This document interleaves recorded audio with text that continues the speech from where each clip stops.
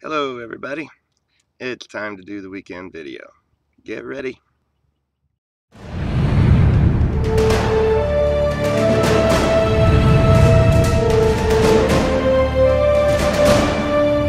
hi everybody.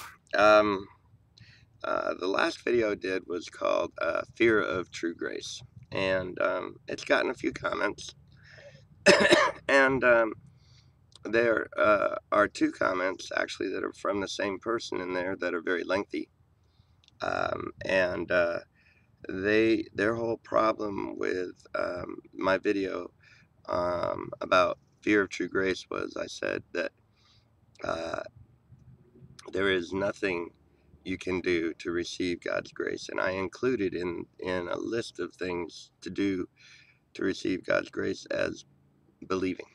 That was one of the things I included in there, and I said that there is nothing you can do to receive God's grace. It it wouldn't be grace if you did something to receive it.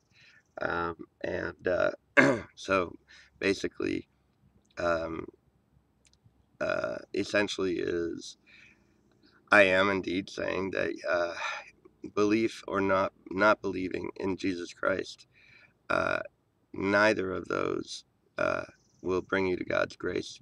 God's grace already came to you through the work of the cross, and it came to everybody. And it was actually because of everybody's unbelief that it happened.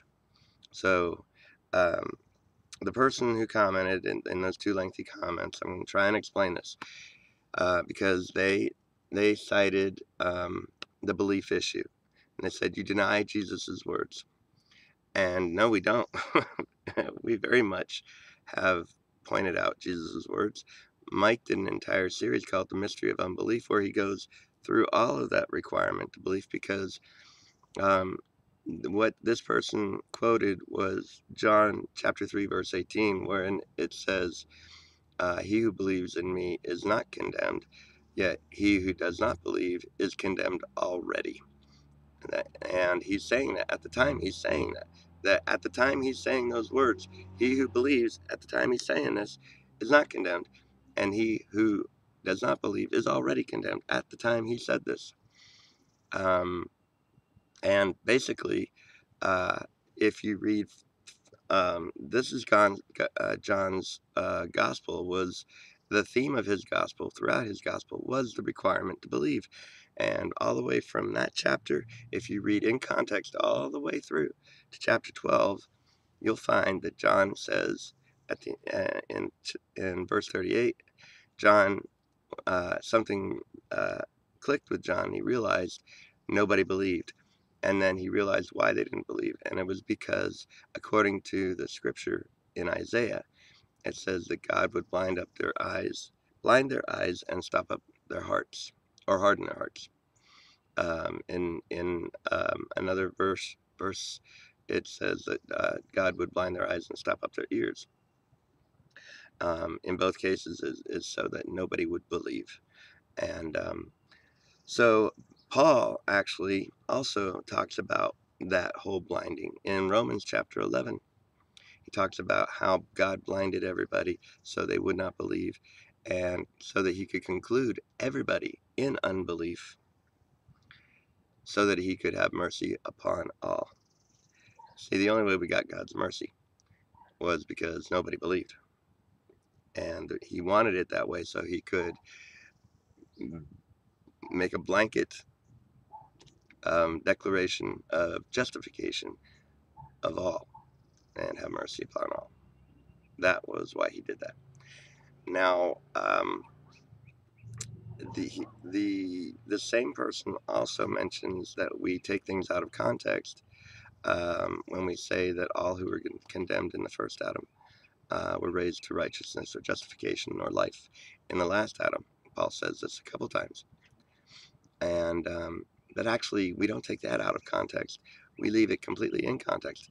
The greatest example of that is in Romans chapter 5. The entire chapter, the entire context of that chapter is in chapter 5. And Paul makes an analogy from verses 11 through 18, showing how many in Adam were condemned or dead. And then in a verse or two later, he shows that many was actually all, and that in the last Adam, um, all who all were raised to righteousness.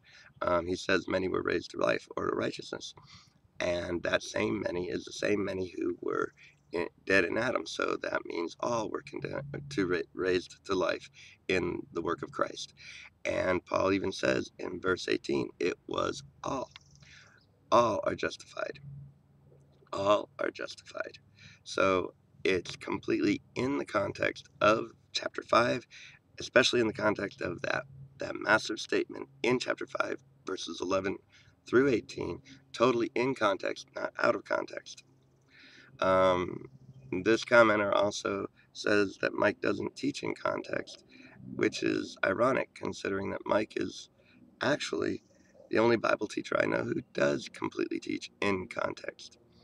And 3 series that Mike's taught on come to mind off the top of my head. The entire book of Galatians from beginning to end, verse by verse. Same with the book of Romans, from the very beginning, the first verse, all the way to the end. And the book of Hebrews, very beginning, all the way to the end. Now, since I've cited Romans so much, I'm going to put the download to that series, which is the entire book of Romans taught by Mike in context, verse by verse, beginning to end. I'm going to put a link to that so people can download it. And for the person who made these comments that I'm addressing right here, I am willing to send you that download for free if you agree to listen to it in context from beginning to end. I will be happy to do that. Well, that's revolutionary. Have a revolutionary week, everybody.